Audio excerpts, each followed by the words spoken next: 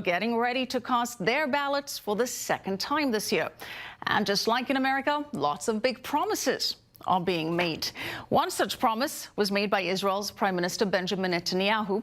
Netanyahu saying that he will annex the Jordan Valley, extend Israeli sovereignty to the Jordan Valley if he wins re-election. I-24's defense correspondent Jonathan Regev looks at what exactly the Jordan Valley is and why it's so important for Israel's security. It may look like an empty and arid piece of land, but it's become the new star of the Israeli election campaign. Today I'm announcing my intention to apply, with the formation of the next government, Israeli sovereignty on the Jordan Valley and northern Dead Sea. The Jordan Valley is a long and narrow strip along Israel's eastern border with Jordan, starting just south of the Sea of Galilee, running south all the way to the Dead Sea. 52 years after the Jordan Valley was conquered in the Six-Day War, along with the rest of the West Bank, Prime Minister Benjamin Netanyahu is asking to change its status, but first he has an election to win. There is one place where it is possible to apply Israeli sovereignty immediately after the election.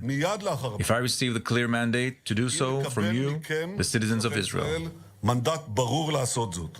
A real policy change or just an election promise? That's the question. For the Israelis living here, however, there's no other choice. The Jordan Valley is a strategic buffer zone between Israel, Jordan, Iraq, and Iran. Once this valley ceases to be in our hands, anyone here will pose a threat to Tel Aviv, to the heart of the country. There is no other reality but Israel's sovereignty over the Jordan Valley. The Palestinians living here obviously have other thoughts. One of them is Saeb Arikat, a Palestinian chief negotiator and a resident of Jericho. What Prime Minister Netanyahu said about asking his people for a mandate to allow that will enable him to annex the Jordan Valley is paramount to a war crime. Annexation of occupied territories is a war crime. Annexations, war crimes, elections and questions, and a lot of uncertainty. Come September 18th, we may be closer to knowing what is going to happen. And that was Jonathan Regev reporting. Remember, less than a week now before Election Day in Israel, 6 days to be exact. And of course, I-24 will be providing election coverage all day and into the night on September 17th. I-24 News is your home for Israeli election coverage. All right, joining me now is Matt Brodsky. He's a senior fellow with the Security Studies Group. And here in studio with me is Micah Halpern, a Middle East analyst. Good to have you both. Matt, let's start with you. Prime Minister Netanyahu's declaration that Israel is going to extend sovereignty over the Jordan Valley. As expected, a lot of condemnation from the Arab world and the rest of the world, including the United Nations. No surprise there, right? Yeah, I mean, we heard essentially what we would expect to hear from the Arab League and from the other countries surrounding the area.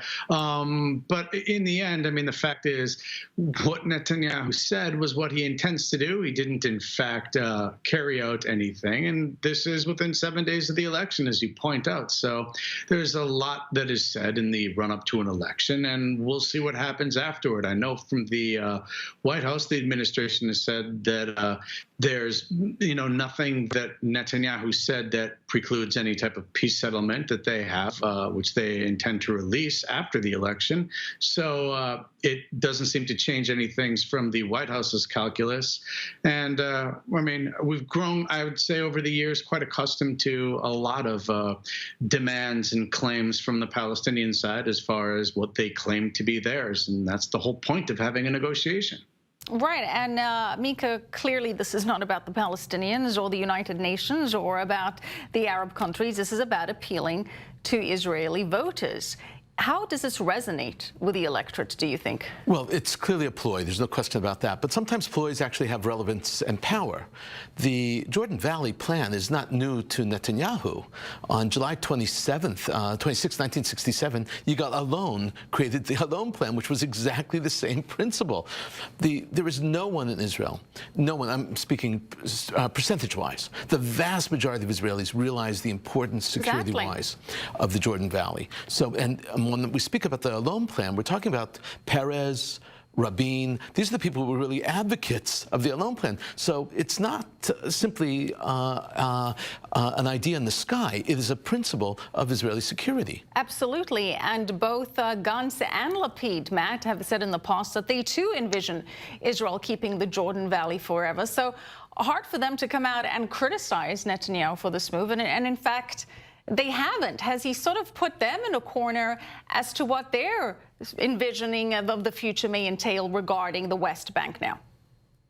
Right. That's why it seems to me to be such a election type of ploy, because, I mean, the fact is you can't have the blue and white party come out against this. And at the same time, it just puts them in a box where they can't really say anything bad about it. It really gets down to a distinction then over they're willing to pull out more to, say, 80% of West Bank territory. Of course, that resembles more of what was attempted during previous peace negotiations, which involved land swaps. Of course, all of these things in the past failed. So what Netanyahu is doing is saying, look, I'm different, I'm more forward-leaning, and I'm more in line with this administration. And again, as he made a point of saying, he's really close with the White House. So, well, Micah, not surprisingly, his opponents have criticized the move, not because they're against it, but some like Avigdor Lieberman have saying that it's an empty campaign promise. Lieberman pointing out that Netanyahu made a similar promise. In fact, he said it right to me when I was talking to him before the April elections,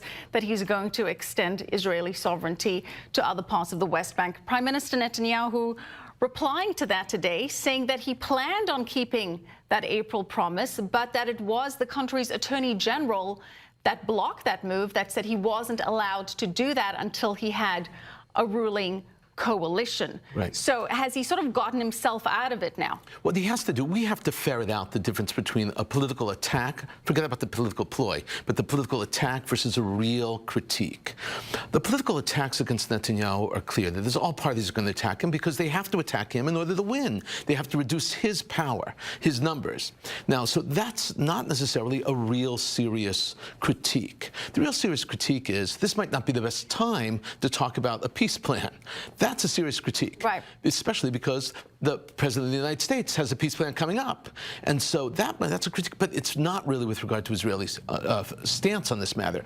Israel, wall to wall, believes that the Jordan Valley is an important element of Israel's security, and there's no ifs, ands, or buts about it. Micah, I'm going to put you on the spot as someone that was with me on election night coverage, all, 5-6 hours of it. What are you predicting? Well, I'm predicting that, one, is we're going to be surprised. One of the great things about politics in general is that the polls today are not what they once were 20 years ago.